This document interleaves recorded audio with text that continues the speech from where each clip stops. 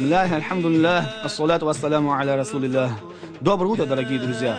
Сказал посланник Аллаха: остерегайтесь 7 больших грехов. Спросили его, каких?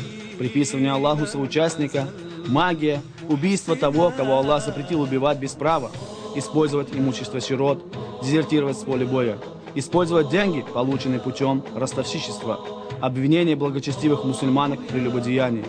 Упоминали этот хадис имам Аль-Бухари и Муслим. В этом хадисе сказано, что самый наибольший грех – предание Аллаху соучастника. Доказательство этому аят в Коране: «О Мухаммад, скажи язычникам, которые выросли в неверии, что Аллах простит только после того, как они прекратят предавать ему соучастника».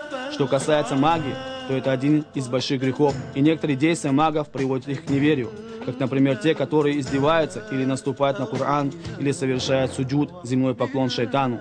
О магии сказано в Коране, изречениях пророка.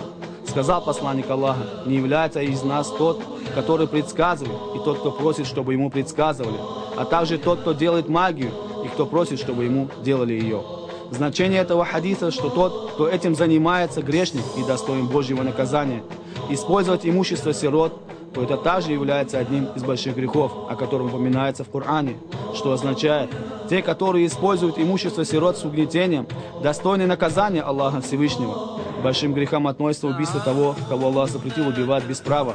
Сказал посланник Аллаха: если два мусульманина смертельно враждуют между собой, то и убийца, и убитый будут в аду, то есть достойны Божьего наказания. Один из присутствующих спросил: о посланник Аллаха, что касается убийцы, то это понятно, а за что убитого? Пророк ответил: он точно так же стремился убить своего противника. Значение, что оба, которые подняли друг на друга меч, каждый из них воевал ради жизненных интересов. Аллах Всевышний запретил убийство детей из-за боязни нищеты и дал нам знать, что Он наделил всех созданных средствами к существованию.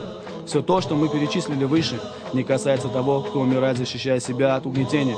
Те, кто умер, защищая свою семью, те, кто умер, защищая свое имущество, как, например, тот, кто погиб, защищая честь жены от изнасилования. В большинстве случаев за совершение убийства убийцу наказывают с искуплением, и подробности об этом есть в книгах исламских законоведения Аль-Фикх. Пророк сказал об использовании денег, полученных путем ростовщичества, то есть запрещается использовать любое средство, полученное путем ростовщичества, независимо, было ли это продуктом питания или что-либо другое. Это является большим грехом, и совершает его не только тот, кто получил эти средства, но и также тот, кто отдал, и любой, кто был участником. Пророк в этом хадисе упомянул положение того, кто обвиняет благочестивых в прелюбодеянии. Это также относится к большим грехам. А также одним из больших грехов является пачкание себя нечистотами без оправдания, так как пророк сказал: очищайте себя от мочи, так как большинство мучений в могиле от этого. И сказано им: чистота – это часть веры, то есть не считается правильным намаз без очищения.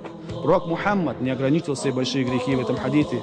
Также есть хадисы, в которых перечислены лжесвидетельства, избиение без права, ложная клятва, которая является причиной урона прав мусульман. Прошу прощения у Аллаха Всевышнего за себя и за вас. Вассаляму алейкум ва рахматуллах.